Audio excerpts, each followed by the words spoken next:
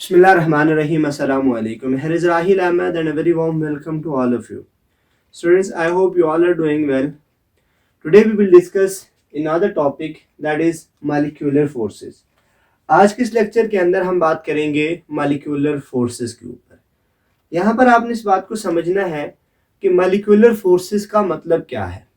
याद रखना एक जनरल टर्म है जो हमें ऐसी फोर्सेस के बारे में बता रहा है कि जो फोर्सेस बिटवीन मॉलिक्यूल हो या विद इन मॉलिक्यूल हो, दोनों तरह की फोर्सेस कि ऐसी फोर्सेस जो किसी न किसी तरह से मॉलिक्यूल के साथ रिलेटेड हो, हम उन फोर्सेस को कहते हैं मॉलिक्यूलर फोर्सेस।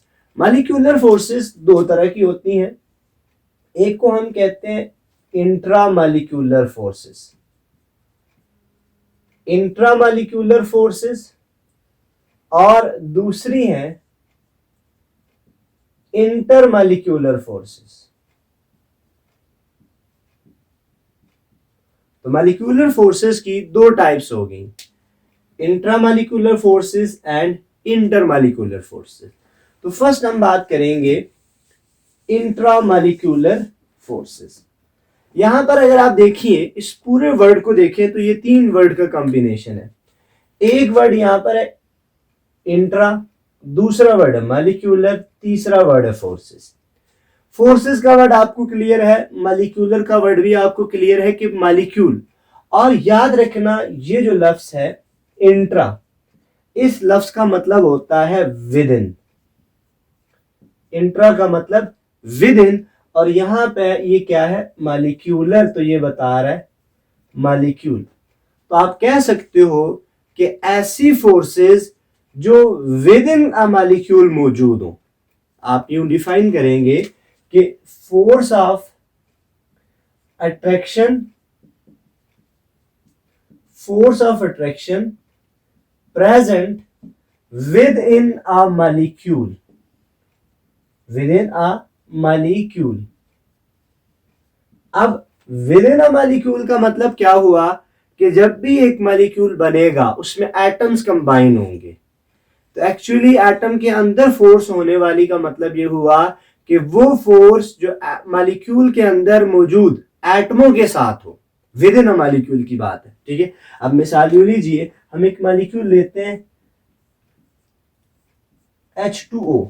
ठीक है, अब ये जो फोर्स है ये मॉलिक्यूल के अंदर है, और मॉलिक्यूल के अंदर एक ये एटम है, एक ये एटम है। तो आप ये कह सकते हो कि ये जो फोर्स है इस हाइड्रोजन और ऑक्सीजन के बीच, इस हाइड्रोजन और ऑक्सीजन के बीच ये जो फोर्स ऑफ अट्रैक्शन है जिसने इनको जोड़ के रखा हुआ है, इस फोर्स को हम कहते हैं इंट्रामॉलिक्यूलर फोर्सेस।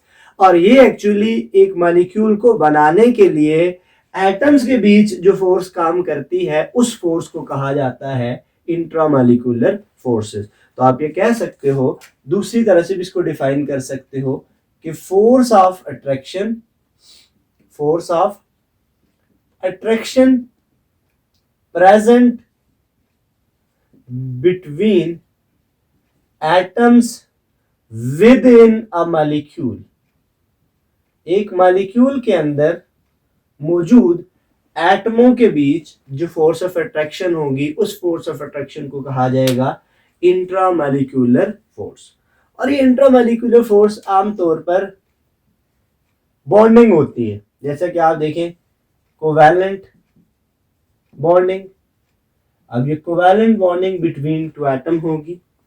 सिमिलरली अगर आप देखें कोऑर्डिनेट कोवैलेंट बॉन्डिंग, ये भी उसी तरह से बिटवीन एटम है। ठीक है, आयनिक बॉन्डिंग, अब ये यहां से आप कह सकते हो कि ये मॉलिक्यूलर तो नहीं है लेकिन ये बिटवीन एटम्स है, आयंस है।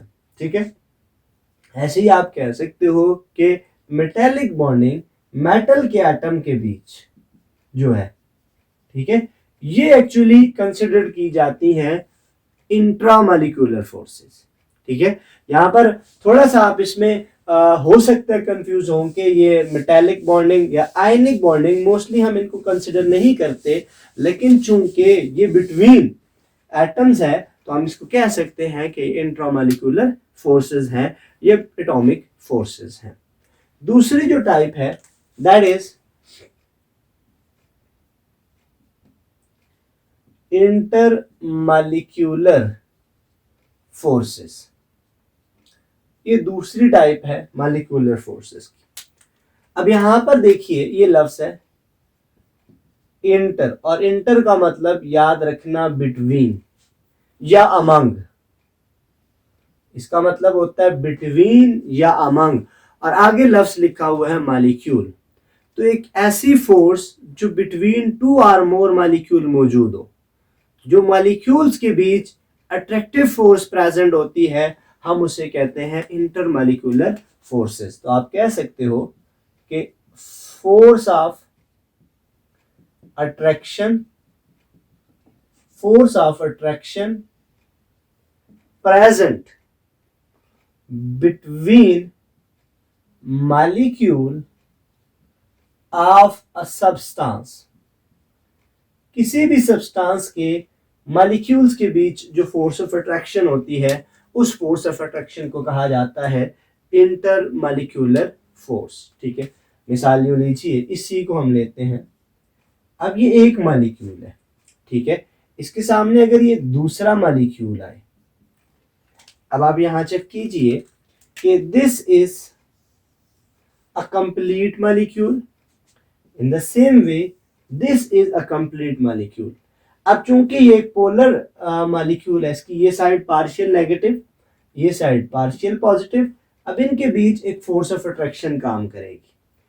ये जो फोर्स ऑफ अट्रैक्शन है इस मॉलिक्यूल और इस मॉलिक्यूल के बीच, अब ये एक मॉलिक्यूल है और ये दूसरा मॉलिक्यूल, अब दो मॉलिक्यूल के बीच एक फोर्स काम कर रही है, और इस फोर्स को हम यहां पर क्या लेंगे, इंटरमॉलिक्यूलर फोर्स।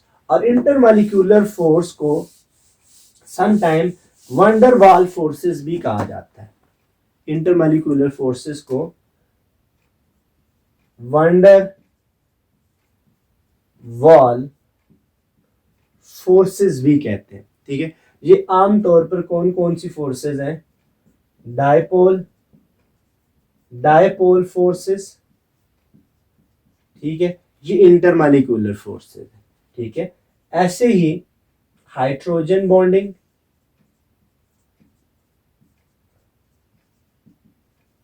और तीसरी जो है London dispersion forces, London dispersion forces. ठीक है, ये अब हम तीनों को नेक्स्ट टॉपिक्स में वन बाय वन करके डिटेल में डिस्कस करेंगे। डायपोल डायपोल फोर्सेस पे भी बात की जाएगी, हाइड्रोजन बॉन्डिंग पे भी बात की जाएगी, लंदन डिस्पर्जन फोर्सेस पे भी बात की जाएगी। तो इन तीनों को आपने ध्यान में रखना है, these are called intermolecular forces. अब इसके बाद नेक्स्ट देखते हैं, एक इंपॉर्टेंट पॉइंट है कि अगर हम इंटरमॉलिक्यूलर और इंट्रामॉलिक्यूलर फोर्सेस को कंपेयर करें, अगर इंटरमॉलिक्यूलर और इंट्रामॉलिक्यूलर फोर्सेस को कंपेयर किया जाए, तो याद रखना intramolecular forces are stronger than intermolecular forces. ये इंपॉर्टेंट पॉइंट है, ऑब्जेक्टिव में भी आता है।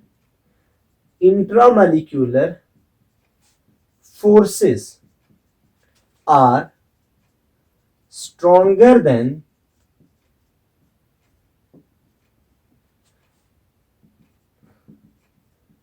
intermolecular forces।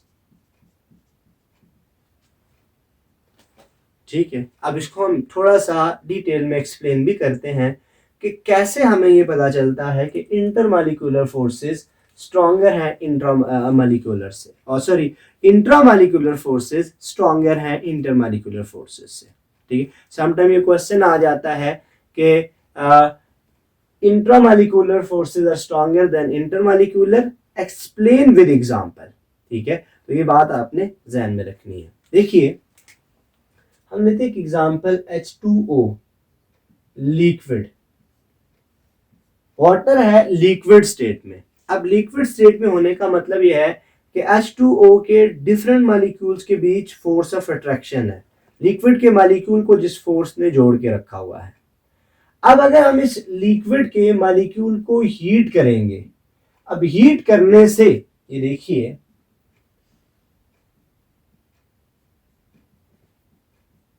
अब इसके मॉलिक्यूल को ये फोर्स कंबाइन किए हुए हैं, जिस फोर्स को हमने पहले कह दिया इंटरमॉलिक्यूलर फोर्स।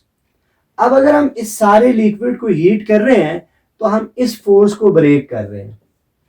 जब हम इस फोर्स को ब्रेक करेंगे तो लिक्विड के मॉलिक्यूल एक दूसरे के करीब से दूर होते जाएंगे, और जब दूर होते जाएंगे तो इसका मतलब है वो लिक्विड से गैस की स्टेट में चेंज हो जाएंगे। अब देखिए, आप इसको हीट करें, ये लिक्विड से H2O गैसीय स्टेट में चेंज हो जाए। अब लिक्विड से गैसीय स्टेट में लेके जाने के लिए जो हम हीट प्रोवाइड कर रहे हैं, ये हीट एक्चुअली उसकी इंटरमॉलिक्यूलर फोर्सेस को ब्रेक कर रही है।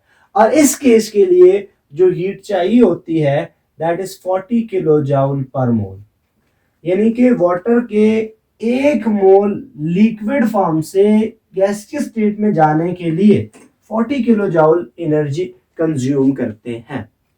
दूसरी तरफ अगर हम वाटर को,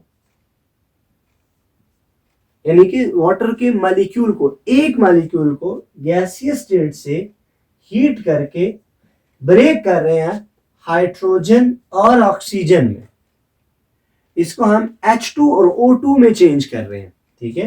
इसको आप ब्रेक कर रहे हो, मिसाल क्यों लीजिए, अब हम इस मॉलिक्यूल को हीट कर रहे हैं। अब जो हम हीट प्रोवाइड कर रहे हैं वो इस बॉन्ड को तोड़ रहा है, इस फोर्स को तोड़ रहा है, और ये फोर्स कौन सी है? इंट्रामॉलिक्यूलर फोर्स, ठीक है। अब अगर आप इसकी एनर्जी देखो, ये 40 किलो जूल है, ठीक है, और इसके लिए जो एनर्जी चाहिए होती है that is about 960 kilo joule per mole. तो अगर आप इस 40 को देखो और 960 को देखो तो ये बहुत ज्यादा एनर्जी है। इसका मतलब है कि ये जो फोर्स है, ये बहुत ज्यादा स्ट्रॉन्ग है as compared to this one. यहां से बात क्लियर होगी कि इंटरमॉलिक्यूलर फोर्सेस को ब्रेक करने के लिए, तोड़ने के लिए हमें कम एनर्जी चाहिए। इसका मतलब है वो कम स्ट्रॉन्गर है, और इंट्रामॉलिक्यूलर फोर्सेस को ब्रेक करने के लिए हमें बहुत ज्यादा एनर्जी चाहिए। इसकी एग्जैक्ट वैल्यू आपने देख लेनी है, ठीक है, कि ये 960 है, ये 900 है, इसी के रेंज में है। कॉन्सेप्ट हमारा ये है कि इस फोर्स को ब्रेक करने के लिए बहुत ज्यादा एनर्जी चाहिए, ठीक है। आई विल ट्राई, मैं इसको कमेंट बॉक्स में शेयर कर दूंगा कि इसकी एग्जैक्ट वैल्यू क्या है। Right now I don't remember कि ये एग्जैक्ट वैल्यू क्या है, ठीक है। अगर आप ये लेक्चर देख रहे हैं तो आप इसको शेयर कीजिएगा कमेंट बॉक्स में कि इसकी एग्जैक्ट वैल्यू क्या है, कि वाटर के एक मॉलिक्यूल के बीच की बॉन्ड को ब्रेक करने के लिए कितनी एनर्जी चाहिए। लेकिन इससे ये बहुत ज्यादा होती है, 900 के राउंड अबाउट ही होगी, ठीक है। तो अब कंक्लूडिंग सेंटेंस ये है कि इंटरमॉलिक्यूलर फोर्सेस को कम एनर्जी देना पड़ती है ब्रेक करने के लिए, और इंट्रामॉलिक्यूलर फोर्सेस को ब्रेक करने के लिए ज्यादा एनर्जी देना पड़ती है। तो लिहाजा हम ये कहेंगे कि intramolecular forces are stronger than intermolecular forces. तो आई होप ये टॉपिक आपको हर रिस्पेक्ट से क्लियर हो गया होगा। Still, if you have any confusion regarding this topic, you can mention it in the comment box. We will see you in another lecture. Till then, thank you very much.